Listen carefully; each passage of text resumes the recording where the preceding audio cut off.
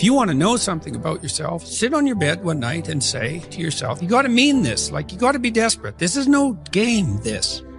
It's like, my life is not everything I want it to be, and perhaps it's not everything that I need it to be. And by need, I mean my life is so unbearable that the suffering that's attendant upon that is make me nihilistic, cynical, bitter, resentful, homicidal, genocidal, unable to have a good relationship, prone to punish people for their virtues because of my jealousy, driving the proclivity to see evil everywhere except within my own heart. Like, these are problems, man.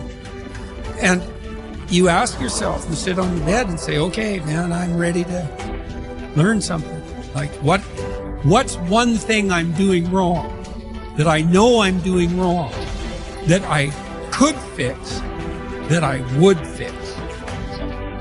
You meditate on that, you'll get an answer. And it won't be one you want, but it'll be the necessary one. You know, and it's often something that will point you to small things. So Carl Jung said, people in the modern world don't see God because they don't look low enough. And so imagine you're in your messy bedroom, you know, and you're sitting on the edge of the bed trying to have honest dialogue with yourself. And the little voice says, you know, it's pretty disgusting in here. And you think, well, I'm way above such trivial niceties as organizing my room. Well, that's pride. That's arrogance. If you're above organizing what's actually yours, how in the world are you ever going to organize anything else? And so you get on your knees and you think, well, it's time to, you know, take a brush to the toilet. And maybe that's where you start.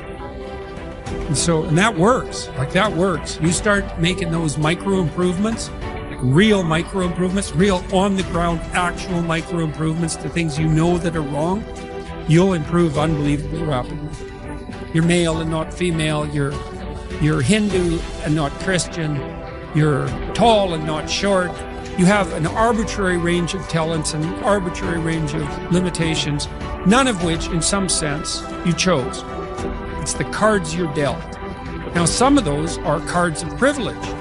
You know, maybe you're born intelligent. Maybe you're born symmetrical. Maybe you're born healthy. Maybe you're born into a culture where it's much easier not to be absolutely deprived. Maybe your parents are rich. And so all of that, in some sense, is unearned. Now, along with that comes a good dose of existential guilt. Because at the same time, and this is true for anyone, regardless of their cultural background, the ground we walk on is soaked in the blood of historical atrocity. And so that's on you. Because, you know, people think, well, who's the Nazi? Well, it's the fascist, or who's the radical communist? It's the radical left-wing ideologue. And the fundamental truth of the matter is that's best dealt with as a spiritual matter. Is the adversary is within, really, most profoundly. And so you have to take the responsibility for that historical atrocity onto yourself. I was talking to Guy Ritchie this week about his movie King Arthur. It's quite an interesting movie in many ways. And when Arthur, who could be the hero, takes the sword, he's so overcome by visions of his murderous uncle that he can't pick up the weapon. Well, think about that. Now, you have weapons at your disposal, but they've been used by your murderous uncle. Like, dare you wield them? And the answer is, maybe it's easy just to leave the sword on the ground because you do want to be responsible for atrocities going forward. And don't think you couldn't be. And don't think you might not enjoy it. And so, the way you pay for your privilege is with your virtue. I mean that most particularly. You have these opportunities and this existential guilt. And the way you expiate that and atone is by doing your best to live the best possible life you can manage, to speak the truth, to treat people with respect, to abide by the principles of the dignity of the individual, and to put your house in order. And that's how you pay for your unearned privilege. All of us. And we all have our privileges and and our curses. All of us have that. That's why it's not useful to be envious of people. You see you're a young man, you see someone drive by in a Ferrari with a blonde, and you think, my God, he's got everything. And the woman in the car is a prostitute who's got a cocaine addiction, and her life is just one catastrophe after another. And he's had to lie and cheat his way into this position, and he's afraid that everything's going to come crashing down on him, and that's what you're jealous of. And it's just not that profound. You don't want someone else's fate. Man, your fate's enough, and your adventure's enough. It's plenty. It's more than you can ever fully realize. And so that's also part of the reason that we all believe that the individual has some intrinsic dignity. It's don't be so sure that your position in your room is so damn trivial. It might be your attitude towards it that's trivial. And if you're in dire straits and dire circumstances, just look at how much opportunity you have to make things better. Most of us have been raised to believe that the road to a happy life is paved with pleasure, and that the pursuit of pleasure is the path to fulfillment. But as we grow up, we begin to realize that life is not always easy or pleasurable. In fact, much of it is difficult and painful. We all experience loss, disappointment, illness, aging, and eventually death. We encounter stress, anxiety, and fear. We suffer from the slings and arrows of everyday life, and yet we continue to cling to the idea that happiness is found in pleasure and the avoidance of pain.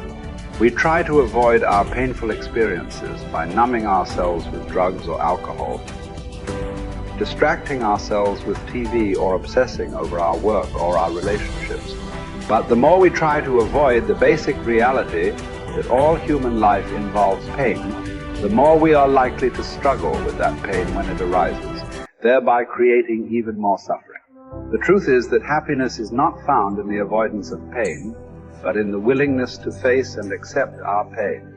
It is in the willingness to experience our painful thoughts and feelings, to acknowledge them without judgment, and to take action in line with our values and goals. It is in the willingness to be present in the moment, to connect with our senses and our environment, and to find joy and meaning in the simple things in life. One cannot experience meaning in life without discovering the meaning of suffering. The meaning of suffering. Unavoidable and inescapable suffering alone, of course, can be the deepest possible meaning. The art of being human is learning how to deal with those painful moments. These moments require an attitude of inner willingness to suffer, while remaining in touch spiritually with one's own extended dimension. When this inner struggle becomes calm, one can experience how the lower somatic and psychological dimensions influence the higher spiritual dimensions, but do not produce or cause it. One can discover despair despite success and fulfillment despite failure. The pessimist resembles a man who observes with fear and sadness that his wall calendar, from which he daily tears a sheet, grows thinner with each passing day. On the other hand, the person who attacks the problems of life actively is like a man who removes each successive leaf from his calendar and files it neatly and carefully away with its predecessors after first having jotted down a few diary notes on the back. He can reflect with pride and joy on all the richness set down in these notes, on all the life he has already lived to the fullest. What will it matter to him if he notices that he is growing old? Has he any reason to envy the young people whom he sees, or wax nostalgic over his own lost youth? What reasons has he to envy a young person for the possibilities that a young person has, the future which is in store for him? No, thank you, he will think. Instead of possibilities, I have realities in my past. Not only the reality of work done and of love loved, but of sufferings bravely suffered. These sufferings are even the things of which I am most proud, although these are things which cannot inspire him. Don't aim at success. The more you aim at it and make it a target, the more you are going to miss it. For success, like happiness, cannot be pursued. It must ensue, And it only does so as the unintended side effect of one's personal dedication to a cause greater than oneself, or as the byproduct of one's surrender to a person other than oneself. Happiness must happen, and the same holds for success. You have to let it happen by not caring about it. I want you to listen to what your conscience commands you to do and go on to carry it out to the best of your knowledge. Then you will live to see that in the long run. In the long run, I say, success will follow you precisely because you had forgotten to think about it. For the first time in my life, I saw the truth as it is set into song by so many poets, proclaimed as the final wisdom by so many thinkers. The truth, that love is the ultimate and highest goal to which man can aspire.